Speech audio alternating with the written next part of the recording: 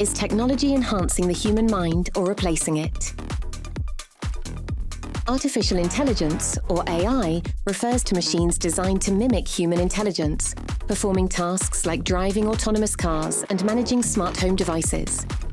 Augmented intelligence, on the other hand, aims to enhance human abilities by complementing our efforts rather than replacing us. Augmented intelligence combines the analytical power of machines with human judgment. For instance, doctors can use AI tools to analyze medical data quickly, providing insights that help them make more accurate diagnoses. Similarly, financial advisors can leverage AI to identify market trends, allowing them to make better investment decisions.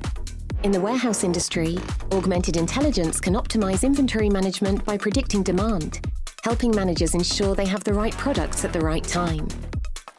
In essence, augmented intelligence takes over the repetitive, data-heavy tasks, freeing up our minds for creative and complex decision-making. It's about empowering humans with advanced tools to achieve greater efficiency and innovation.